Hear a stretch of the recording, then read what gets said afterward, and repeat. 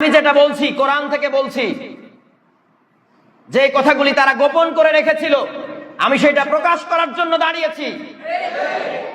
আল্লাহ রাব্বুল আলামিন আকিমুস সালাহ বললেন, সেটা আপনারা এত প্রচার করেন, কিন্তু আকিমুদ্দিন বললেন সেটা প্রচার করেন না কেন?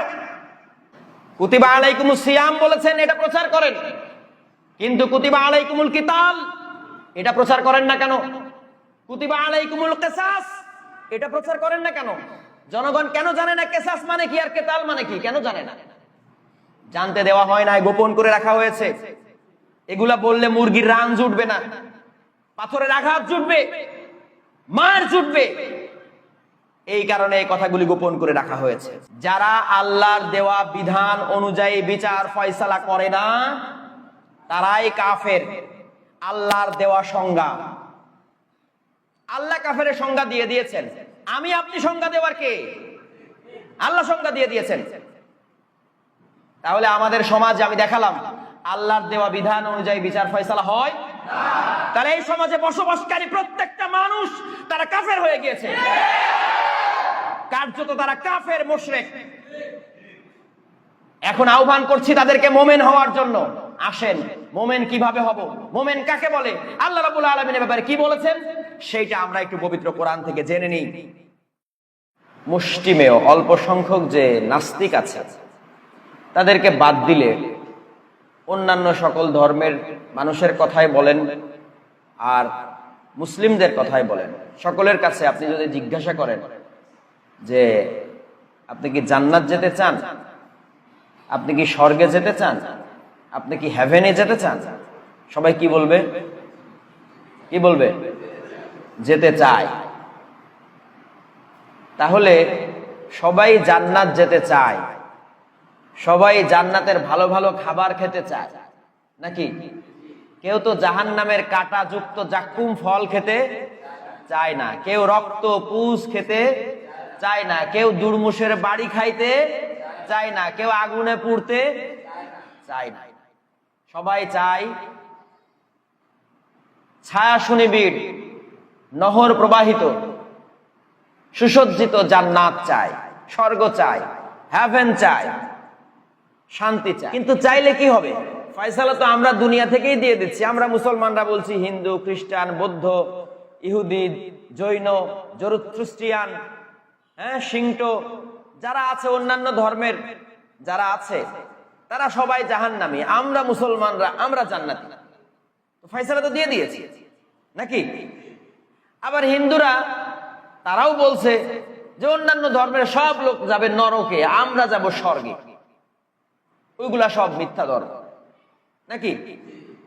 এই জন্যই তো ধর্ম, আলাদা আলাদা ধর্ম আমরা পালন করছি। আবার খ্রিস্টানরা মনে করছে না, খ্রিস্টান ধর্মই সঠিক, যারা খ্রিস্ট ধর্মের অনুসারী তারা হেভেনে যাবে, বাকি সব হেলে যাবে, নরকে যাবে। আবার মুসলমানদের মধ্যেও আবার অনেক ভাগ আছে।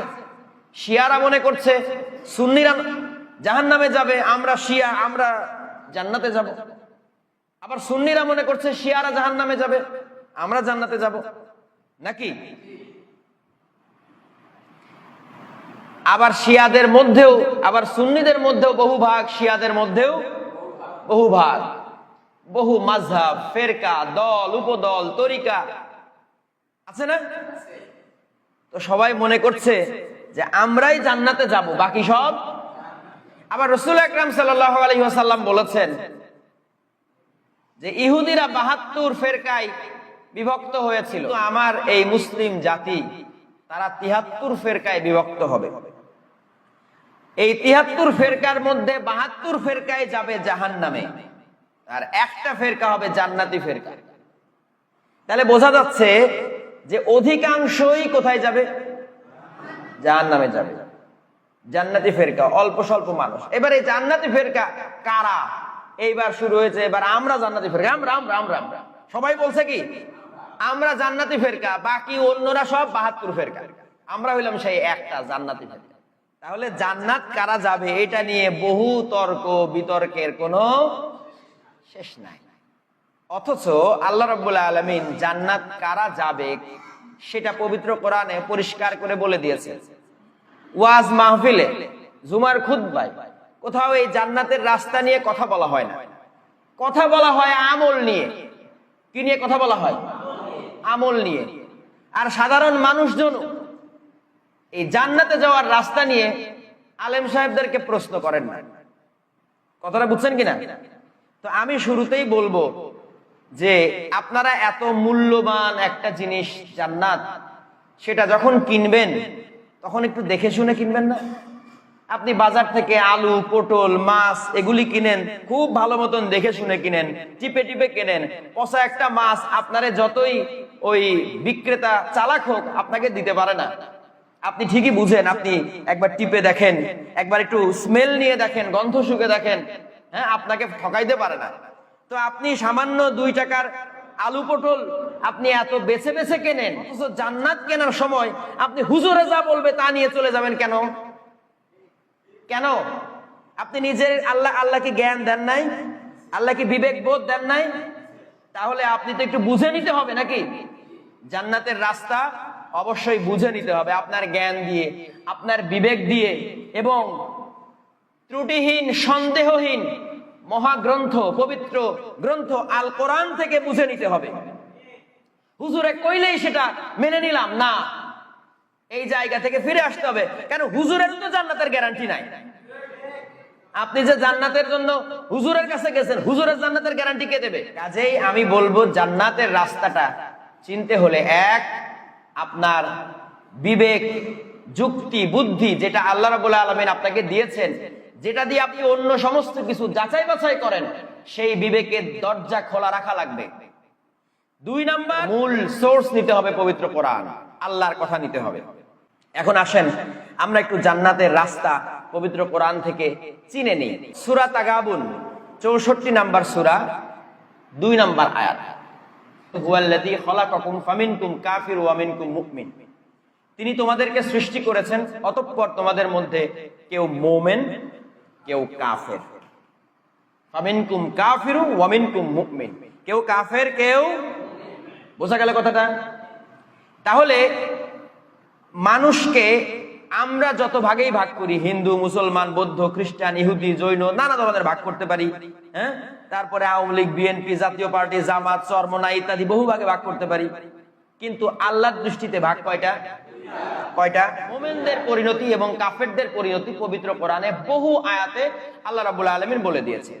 সূরা তাগাবুনেরই 5 নাম্বার আয়াত, 9 নাম্বার আয়াত এবং 10 নাম্বার আয়াত, এই 3টা আয়াত আপনারা পড়লে পেয়ে যাবেন। আমি বিস্তারিত বলছি না, কারণ জুমার আলোচনার সময় খুব কম, অনেক কথা অল্প সময়ে বলতে হবে। আমি আবার বলছি, সূরা তাগাবুনের 5 নাম্বার আয়াত, 9 নাম্বার আয়াত, 10 নাম্বার আয়াত, এই 3টা আয়াত পড়লে আপনারা পেয়ে যাবেন যে আল্লাহ রাব্বুল আলামিন মুমিনদের পরিণতি, কাফেরদের পরিণতি কি বলেছেন। এখানে আল্লাহ সুস্পষ্টভাবে বলে দিয়েছেন যে মুমিনদের পরিণতি হলো জান্নাত আর কাফেরদের পরিণতি হলো জাহান্নাম। কথাটা পরিষ্কার হলো? আচ্ছা, এর বাইরেও সূরা তাওবার 72 নাম্বার আয়াতে যেখানে আল্লাহ ওয়াদা শব্দ ব্যবহার করেছেন, ওয়াদাল্লাহুল মুমিনিনা ওয়াল মুমিনাতি জান্নাতিন তাজরি মিন তাহতিহাল আনহার খালিদিনা ফিহা। আল্লাহ রাব্বুল আলামিন বলছেন মুমিন নারী এবং মুমিন পুরুষদের সাথে আল্লাহর ওয়াদা, এখানে আল্লাহ ওয়াদা শব্দ ব্যবহার করেছেন, অঙ্গীকার শব্দ ব্যবহার করেছেন। এজন্য আমি এই আয়াতটা পড়ে শোনালাম যে আল্লাহ রাব্বুল আলামিন বলছেন মুমিন নারী এবং মুমিন পুরুষদের সাথে আল্লাহর ওয়াদা, তাদেরকে আল্লাহ নহর প্রবাহিত জান্নাতে প্রবেশ করাবেন এবং তারা সেখানেই থাকবে অনন্তকাল, তাদের সেখান থেকে বের করা হবে না। তাহলে খেয়াল করেন আল্লাহ রাব্বুল আলামিন যে মানুষকে 2 ভাগে ভাগ করলেন, একটা হলো মুমিন, একটা হলো কাফের।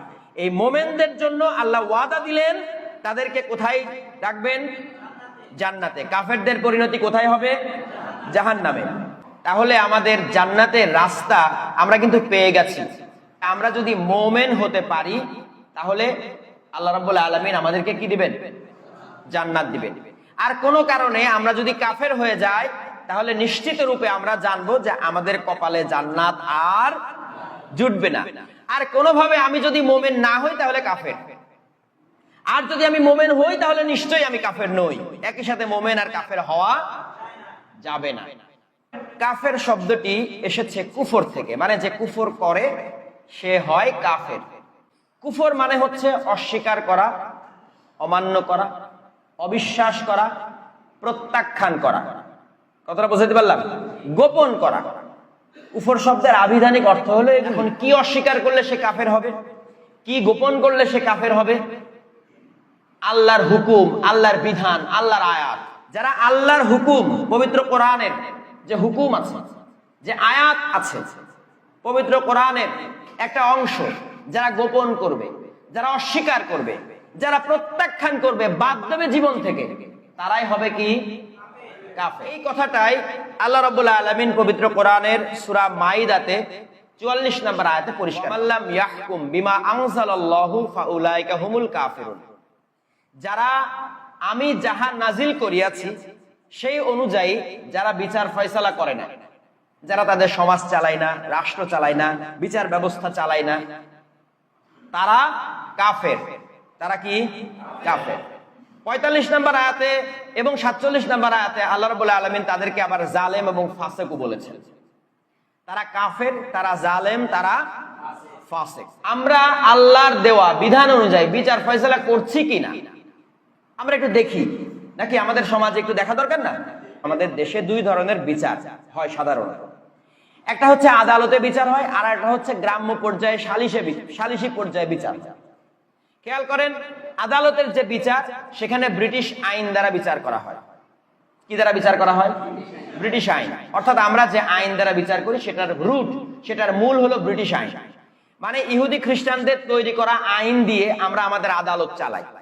আমাদের রাষ্ট্র চালানোর জন্য যে সংবিধান আমরা নিয়েছি সেই সংবিধানটাও ইহুদি খ্রিস্টানদের তৈরি করা সংবিধানের নকল, কপি, অনুকরণ করে আমরা একটা সংবিধান বানিয়েছি। সেখানে ইসলামের কথা বলা হয়, সেখানে ইসলামকে বাদ দিয়ে ধর্ম নিরপেক্ষতার কথা বলা হয়েছে, সেখানে আল্লাহর হুকুম বাদ দিয়ে ইহুদি খ্রিস্টানদের তৈরি করা হুকুম, বিধান, আইন, কানুন, দণ্ডবিধি আনা হয়েছে। সেখানে অর্থনৈতিক সিস্টেমের মূল ভিত্তি রাখা হয়েছে সুদ ভিত্তিক অর্থনীতি আমরা গ্রহণ করেছি। তাহলে রাষ্ট্র পর্যায়ে আমরা আল্লাহর হুকুম, আল্লাহর বিধান সমস্ত বাদ দিয়েছি নাকি রেখেছি? বাদ দিয়েছি নাকি রেখেছি? বাদ দিয়েছি। এবার আমরা সামাজিক পর্যায়ে যে সালিশ হয় সেখানেও আল্লাহর হুকুমকে বাদ দিয়েছি। সেখানে একটা চোর ধরা পড়লে তাকে চুন কালি মাখায় 10 গ্রাম ঘুরায় নাকে খত দিয়ে যে বিচারটা করি সেই বিচারটাও আল্লাহর বিচার না, সেটা আমরা আমাদের পূর্বপুরুষদের কাছ থেকে পেয়েছি নাকি? তাহলে আমরা আল্লাহর হুকুম, বিধান আমাদের সমাজ থেকে, আমাদের রাষ্ট্র থেকে বাদ দিয়েছি নাকি রেখেছি? তাহলে আল্লাহর হুকুম বিধান বাদ দিলে আল্লাহর দৃষ্টিতে কি হয়? সে তার জন্য জান্নাত হারাম হয়, তার জন্য জান্নাত, জাহান্নাম তার জন্য ওয়াজিব হয়ে গেছে। আমার কথা বুঝতে কি অসুবিধা আছে? বলেন তো, এই ফতোয়া কেউ অস্বীকার করতে পারবে? আমি পবিত্র কোরআন থেকে বলেছি। ইবলিস কাফের হয়েছিল। ইবলিস, সে তো আর ইবলিস ছিল না, সে তো ছিল আজাজিল, মালায়েকদের সর্দার। তো আল্লাহ রাব্বুল আলামিন যখন আদমকে সৃষ্টি করলেন তখন ইবলিস সহ সমস্ত মালায়েকদেরকে বলেছিলেন যে আদমকে সাজদা করো। ওয়াইজ কুলনা লিল মালাইকাতি ইসজুদু লি আদম ফাসাজাদু ইল্লা ইবলিস। আল্লাহ যখন মালায়েকদেরকে ডেকে বললেন আদমকে সাজদা করো, ফাসাজাদু, সবাই সাজদা করলো, ইল্লা ইবলিস, ইবলিস ছাড়া সবাই সাজদা করলো। তাহলে ইবলিস সাজদা করলো না। এই যে ইবলিস আল্লাহর হুকুম প্রত্যাখ্যান করলো, কয়টা হুকুম? তখন আল্লাহ পাক বললেন আবা ওয়াস্তাকবার ওয়া কানা মিনাল কাফিরিন। সে অহংকার বশত আমার হুকুম প্রত্যাখ্যান করলো। কি করলো? আমার হুকুম প্রত্যাখ্যান করলো, অতঃপর সে কাফেরদের অন্তর্ভুক্ত হয়ে গেল। তাহলে আল্লাহর হুকুম প্রত্যাখ্যান করলে সে কি হয়ে যায়? কয়টা হুকুম? আর আমরা শত শত হুকুম বাদ দিয়েছি। আমরা রাষ্ট্র চালানোর জন্য আল্লাহর যত হুকুম সব বাদ দিয়েছি।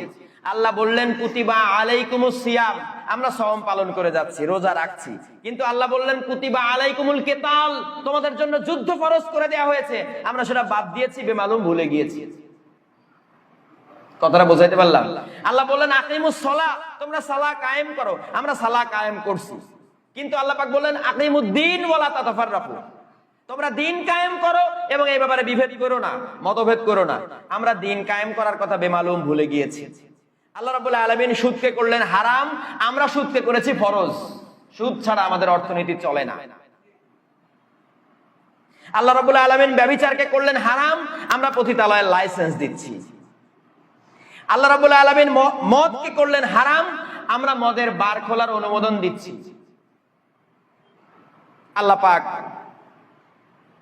চুরি, ডাকাতি, ব্যভিচার ইত্যাদির যে শাস্তি পবিত্র কোরআনে পরিষ্কারভাবে বলে দিয়েছেন, সেগুলি একটাও আমাদের আদালতে চলে না।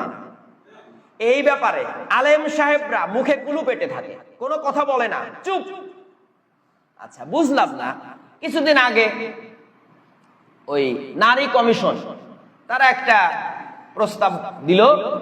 সেই প্রস্তাবের মধ্যে আমি প্রস্তাবনাগুলো পড়েছি, কিন্তু আলেম সাহেবরা যে ব্যাপারে খুব করলো, সমালোচনা করলো যে আল্লাহর আদেশের বাইরে আল্লাহর দেওয়া আইন, পারিবারিক যেই ফরায়েজি আইন, যেটা জমাজমির যেই বিষয় থাকে, যে পুরুষের অর্ধেক নারীরা, অর্থাৎ একটা পরিবারের যে নারী থাকে সে অর্ধেক সম্পত্তির অর্ধেক পাবে, আর পুরুষরা ওই নারীর দ্বিগুণ পাবে। এই আইনের বিরুদ্ধে কথা হয়েছে সেখানে, এটা নিয়ে অনেক কথাবার্তা। ভাবটা এমন যে দেশে সব আইন আল্লাহর আইন চলছে, মাঝখান দিয়ে একটা আইনের বিরুদ্ধে মনে হয় কেউ কথা বলছে, তারা ফুঁসে উঠছে। আচ্ছা, সম্পূর্ণটাই যে ব্রিটিশ আইন চলে, আল্লাহর আইন যে কমপ্লিটলি বাদ দেওয়া হয়েছে, এই ব্যাপারে আলেম সাহেবরা মুখে কুলু বেটে কেন থাকে আমি বুঝলাম না। কোন আলেম সাহেব আবার দেখছি ডক্টর ইউনূস সাহেবকে নবীদের সাথে তুলনা করে বসছেন, বলা যে তাকে ভোটাভুটির মাধ্যমে সিলেকশন করা হয় নাই, আল্লাহ নবুয়তের সিস্টেমে তাকে বাছাই করেছেন, পছন্দ করেছেন, কাজেই ডক্টর ইউনূসের বিরোধিতা করলে এটা হবে হারাম। কথাটা বুঝছেন কিনা? আজকে ডক্টর ইউনূসের পক্ষে যে সমস্ত আলেম সাহেবরা সাফাই গাইছেন কিছুদিন আগে, তারাই বলছে বিশ্বের সবচেয়ে বড় সুদখোর। এদের মুখের কথার কোনো স্টেশন নাই, আজ এক কথা কাল এক কথা। যত বড় বড় এই ওয়াইজ আছে, আমি ইউটিউবে ফেসবুকে ইদানিং তো আর আগের মতো না, মানুষজন তো সব রেকর্ড করে রাখে। আমার আজকের কথা আর কালকের কথা যদি বৈপরীত্য থাকে, যদি পরস্পর সাংঘর্ষিক কথা বলি, তাহলে সেটা কিন্তু রেকর্ড হয়ে আছে, কাজেই সেটা কিন্তু পরে সরি বলা লাগবে। তো তারা তো সরি বলে না, কিন্তু জনগণ তো তাদেরকে দেখে, তাদেরকে মূল্যায়ন করে। আজ এক কথা কাল এক কথা। আমাদের বলা হয় আমাদের দাড়ি নাই, ডক্টর ইউনূসের মনে হয় অনেক বড় বড় দাড়ি, তাকে খলিফা মেনে নিছে। অনেক আলেম সাহেবে ফতোয়া দিয়েছে ডক্টর ইউনূস হলো তাদের খলিফা, এখন তাকে মানতে হবে, মানাটা ফরজ হয়ে গেছে। কথাটা বুঝছেন কিনা? আসল কথা, যারা ধর্ম ব্যবসার বিরুদ্ধে কথা না বলবে তারাই তাদের কাছে ভালো, কোনো সমস্যা নেই। আমাদের দোষ হলো আমরা ধর্ম ব্যবসার বিরুদ্ধে কথা বলছি, আমরা ইসলাম নিয়ে কথা বলছি। তাদের কথা হলো আমরা হুজুর, আমরা আলেম সাহেব, আমরা অনেক পড়াশোনা করছি, আমরা ইসলাম নিয়ে কথা বলবো। তোমার এই কর্তৃত্ব কে দিল? মানে আল্লাহর কাছ থেকে তারা সেক্রেটারিয়েট এনেছে, তারা আল্লাহর সেক্রেটারি। কথাটা বুঝছেন কিনা? আমরা কেউ কোরআন নিয়ে কথা বলতে পারবো না। কিন্তু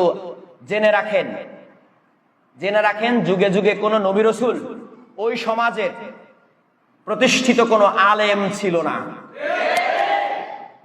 কথাটা বুঝাইতে পারলাম? বরং প্রত্যেকটা নবী রাসূলের বিরোধিতা করেছে ওই সমাজের আলেম শ্রেণী।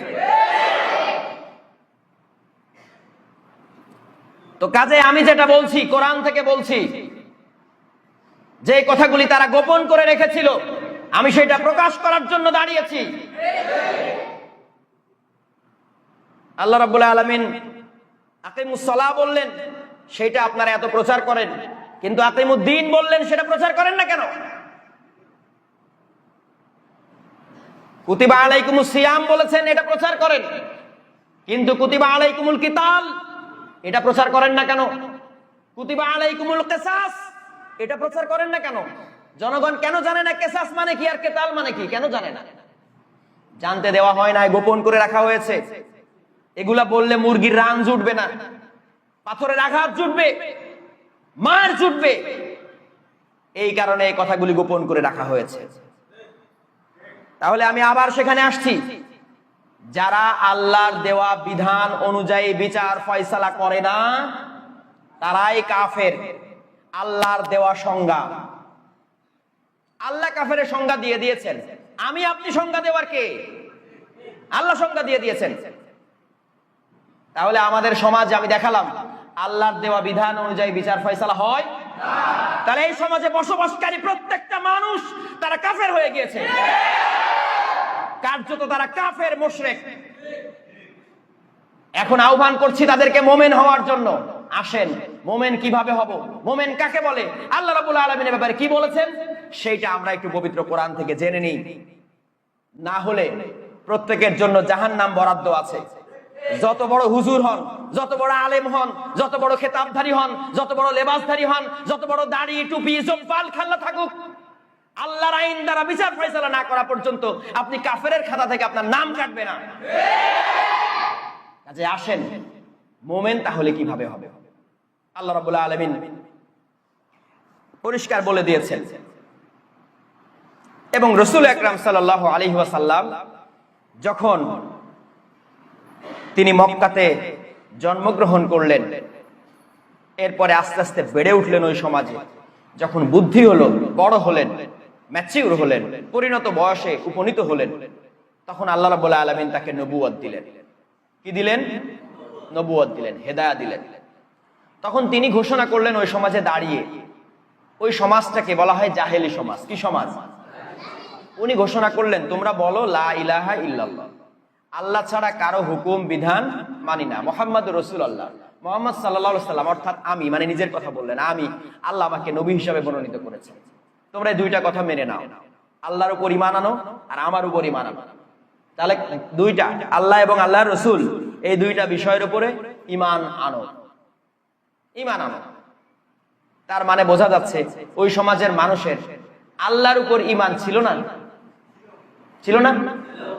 আচ্ছা, মুহাম্মদ সাল্লাল্লাহু আলাইহি ওয়াসাল্লামকে তারা বিশ্বাস করতো না? করতো। না করলে তাকে আল আমিন উপাধি কে দিয়েছে? আল আমিন মানে কি? বিশ্বাসী। তাহলে তাকে উপাধি দিয়েছে ওই সমাজের মানুষ, আল আমিন, আস-সাদিক, সত্যবাদী, বিশ্বাসী, আমানতদার, এই উপাধি তারা দিয়েছে। তারা রাসূলুল্লাহর কাছে, এখনকার মতন তো আর ব্যাংক ছিল না, ব্যাংক ব্যবস্থা ছিল না, তো বিশ্বস্ত মানুষের কাছে তারা আমানত রাখত। তারা তাদের টাকা পয়সা, স্বর্ণালংকার ইত্যাদি রাসূলুল্লাহর কাছে আমানত রাখত। তারা জানে যে এই মানুষটা যত বিপদে পড়ুক কখনো আমানতের খেয়ানত করবে না, এই মানুষটার কাছে রাখা মানে সেটা নিরাপদ। তাহলে তাকে তারা বিশ্বাস করত। কিন্তু তিনি যে প্রস্তাব করলেন, খেয়াল করেন, লা ইলাহা ইল্লাল্লাহ, আল্লাহকে ইলাহ হিসাবে মানতে হবে। আল্লাহকে তারা বিশ্বাস করত, কিন্তু ইলাহ হিসাবে মানত না, এবং একমাত্র ইলাহ হিসাবে মানতে হবে, আর কোন ইলাহ মানা যাবে না। লা ইলাহ, কোন ইলাহ মানি না, এই প্রস্তাব দিলেন। তার মানে বোঝা যাচ্ছে ওই সমাজের মানুষ অন্য আরো একাধিক ইলাহ মানত নাকি? এই জন্য তাকে প্রস্তাব দেওয়া হলো লা ইলাহা ইল্লাল্লাহ। খেয়াল করেন, ওই সমাজে যেহেতু তারা একমাত্র আল্লাহকে ইলাহ মানত না, তার একটা রেজাল্ট আছে, ফল আছে।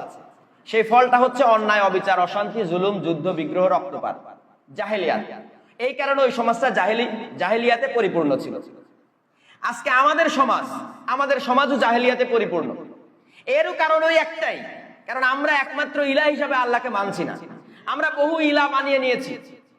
আমাদের রাজনৈতিক নেতারা আমাদের ইলাহ, গণতন্ত্র, সমাজতন্ত্র ইত্যাদি তন্ত্রমন্ত্র আমাদের ইলাহ। কথাটা বুঝাইতে পারলাম? এরপরে আমাদের আলেম ওলামারা একটা ইলাহ। আমরা বহু ধরনের ইলাহ বানিয়ে নিয়েছি।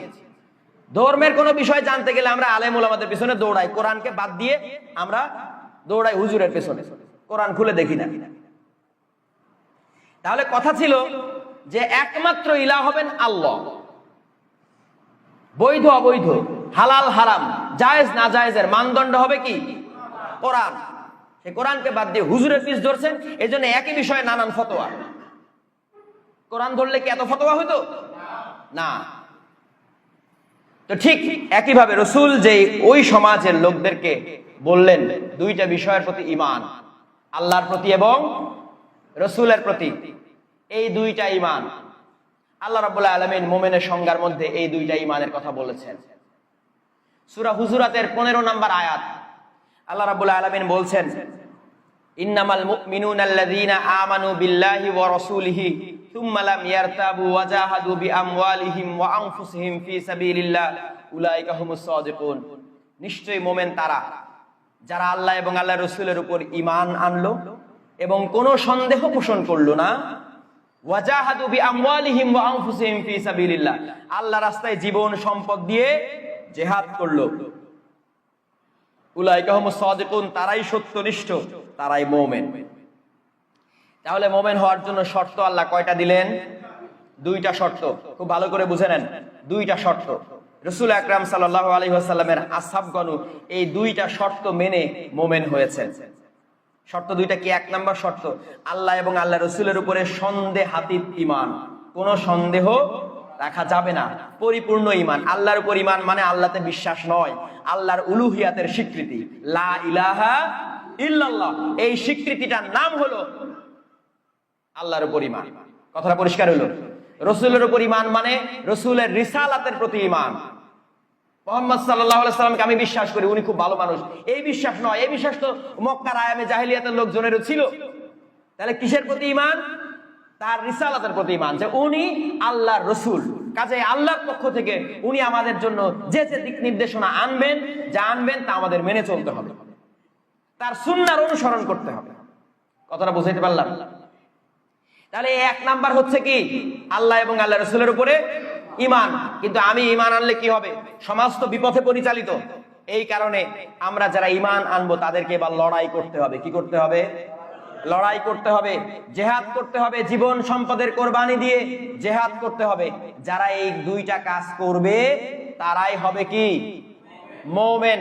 তাদের জন্য আল্লাহর ওয়াদা, তাদেরকে আল্লাহ জান্নাতে দাখিল করবেন। তাহলে আমরা জান্নাতের রাস্তা পরিষ্কার হলাম নাকি? জান্নাতের রাস্তা পরিষ্কার হলাম। এখন আসলে আমরা মুমিন আছি কিনা এটা বোঝার দরকার না? দাবি তো আমি করতে পারি না, আমি তো আল্লাহর হুকুম মেনে চলি, দাবি তো করতে পারি। তাহলে এটা বোঝা লাগবে না আসলে আমি মুমিন হইছি কিনা? বোঝার জন্য আল্লাহ রাব্বুল আলামিন পবিত্র কোরআনে কিছু সাইন দিয়েছেন। আল্লাহ রাব্বুল আলামিন মুমিনদের সাথে কিছু ওয়াদা করেছেন। ওয়াদাল্লাহুল লাযীনা আমানু মিনকুম ওয়া আমিলুস সলিহাত লা ইস্তাখলিফান্নাহুম ফিল আরদ। সূরা নূরের 55 নম্বর আয়াতে আল্লাহ রাব্বুল আলামিন বলছেন, যারা ঈমান আনলো এবং আমলে সালেহ করলো, অর্থাৎ যারা মুমিন হলো, তাদের সাথে আল্লাহর ওয়াদা। আল্লাহর কি ওয়াদা?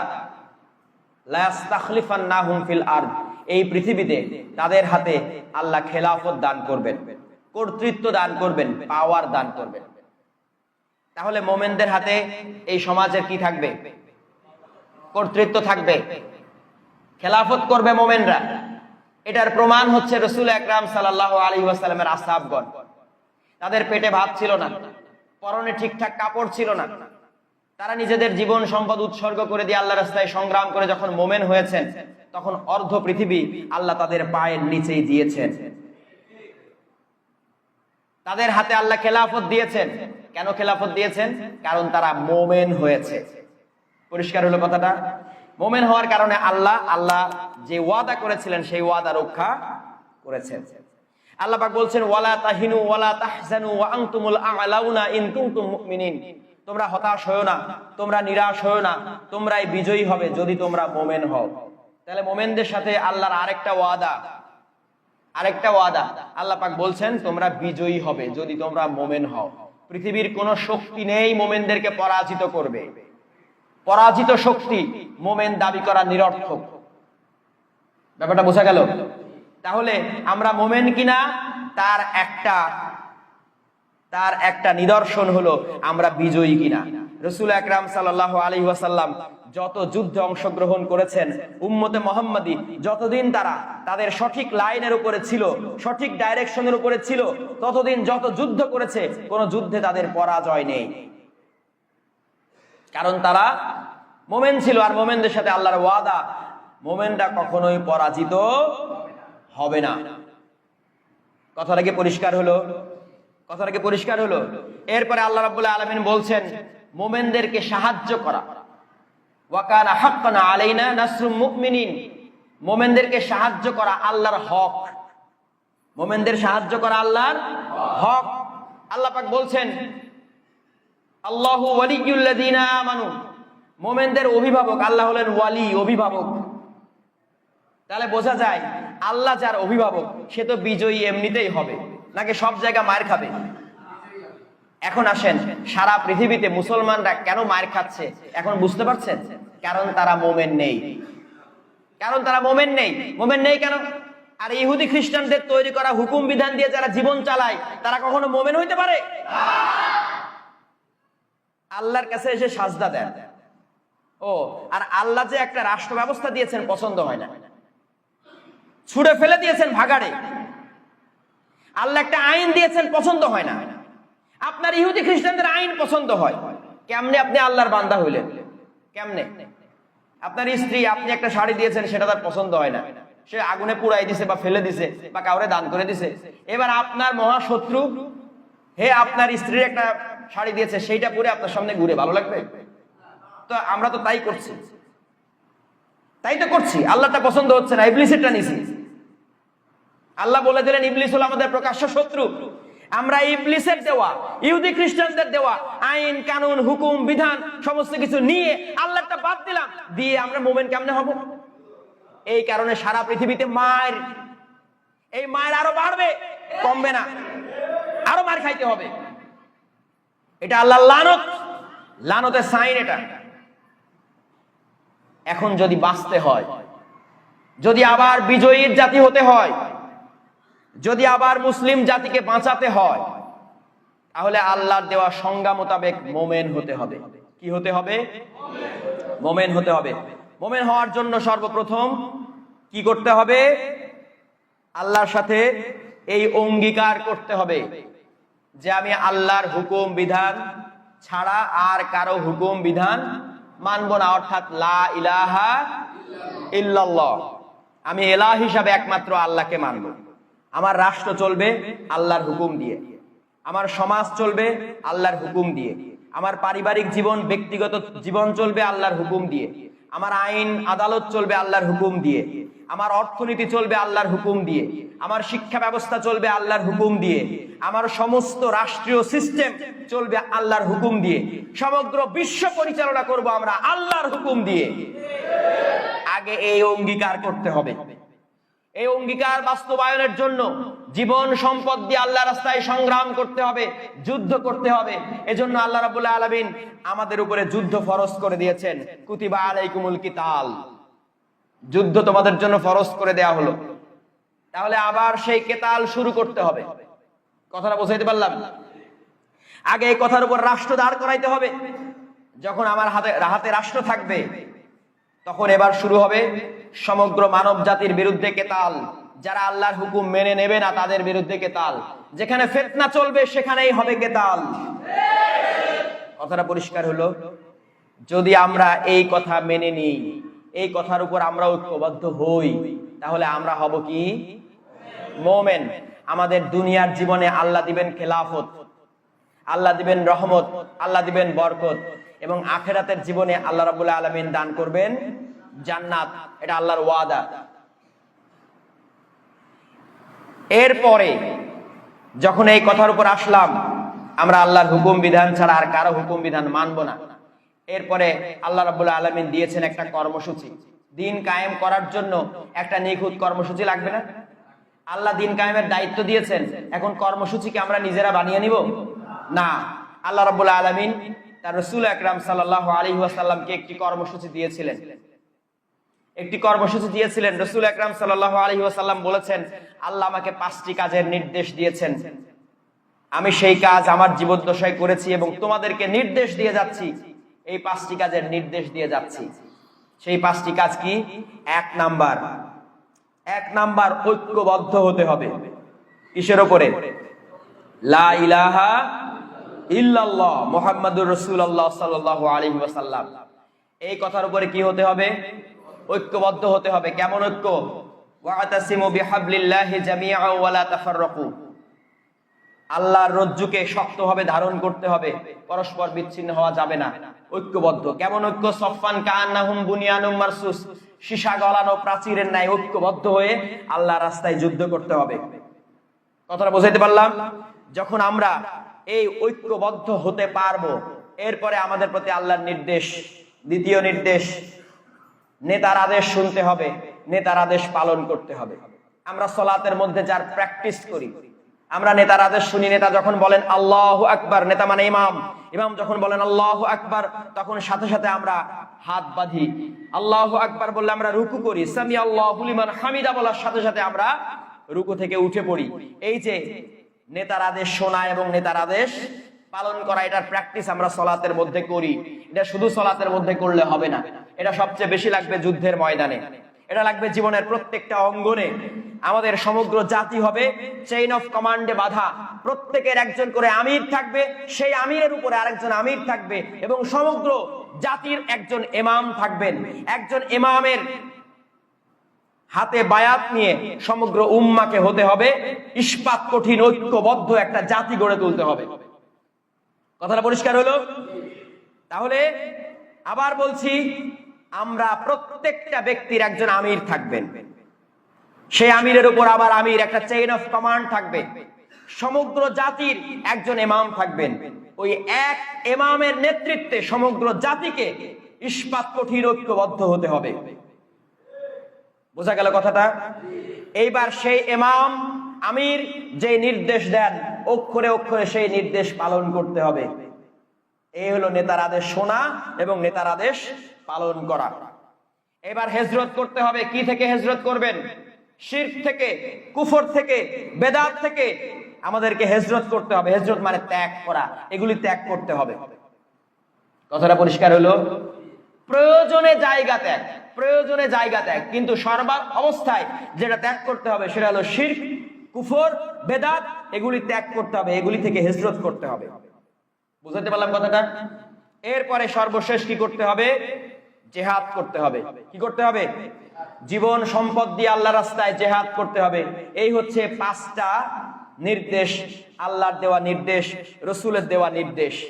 রাসূল আল্লাহ বললেন, যারা এই 5 দফার ঐক্য বন্ধনী থেকে 1 বিঘত পরিমাণ সরে যাবে, বিচ্যুত হবে, তাদের গলা থেকে ইসলামের রশি খুলে যাবে।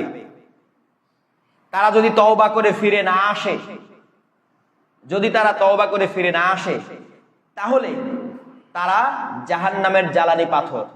যারা এই 5 দফার ঐক্য বন্ধনের বাইরে অন্য কোনো কিছুর দিকে, জাহেলিয়াতের দিকে আহ্বান করবে, তারা যত নামাজ পড়ুক, যত রোজা করুক, যত হজ করুক, যত যাকাত দিক, নিজেদেরকে মুসলিম বলে দাবি করলেও তারা হবে জাহান্নামের জ্বালানি পাথর। কার কথা? কার কথা? রাসূল আকরাম সাল্লাল্লাহু আলাইহি ওয়াসাল্লামের কথা। কথাটা পরিষ্কার হলো?